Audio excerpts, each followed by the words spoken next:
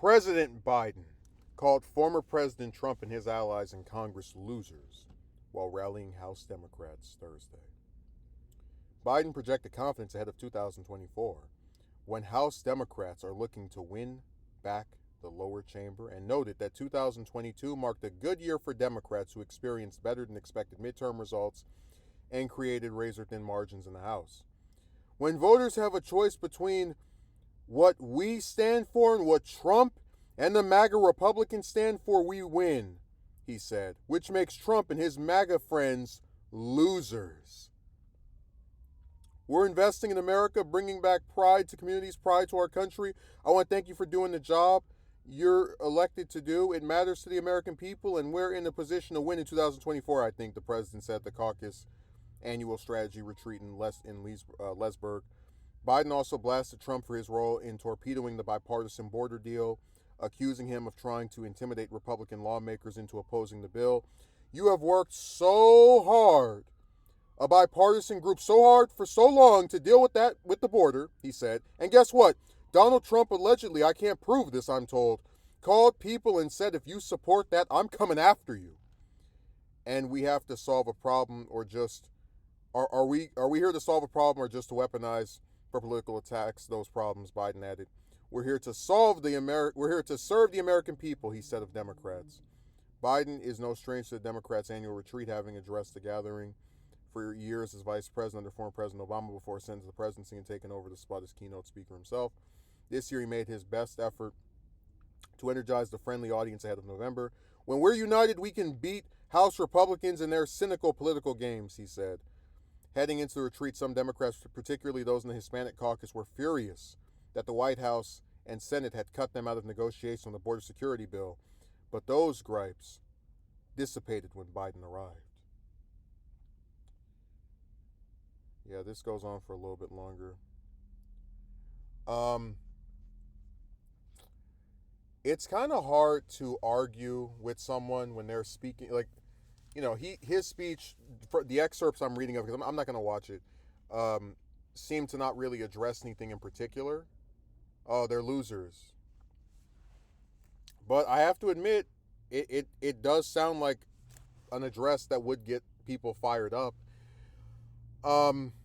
And when you have one side that just keeps not being able to win elections, which is what we see with the Republicans in these last couple of cycles, the loser moniker isn't one that, even though I personally really am not a fan of the word, because it just feels childish to me to call grown adult. But anyways, it still is something that probably could work.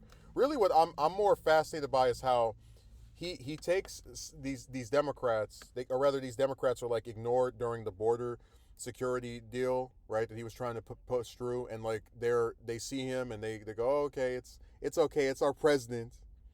You just wish people would stand up for themselves.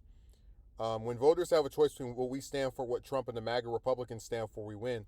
Well, the scary part about American elections is that no matter how fringe and ridiculous one side gets, because we have states that will vote Democrats no matter what, Republicans no matter what, that means if you're the Democrat or Republican nominee for president, you're automatically given a 40 to 50% chance of winning, no matter what you do, how bad you are. So even if Trump has his, criminal charges, 91 of them, and was found liable for the, E. Jean Carroll case, it still doesn't look like it's out of the realm of possibility that he may end up winning again. So I hope that the voters look at that and say, I don't want a person with all these criminal charges and who incited an insurrection to be my president again. But I can't tell sometimes. It's difficult. I mean, I went to this Haley rally yesterday, and I saw the the protesters that had their Trump gear on, and it was just so funny because it's like they're chanting at her, and I put up the footage as well.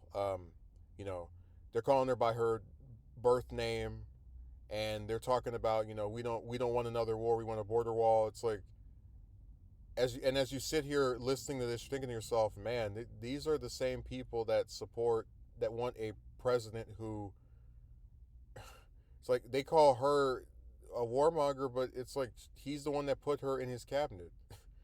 This is what I said. Like that's why if the delusion goes far enough, a lot of these people can just be convinced of anything. They can ignore any facts, any parts of reality, and that's why I said I can't be convinced that the Republicans are just definitively going to lose. They're not going to be able to win anything ever again.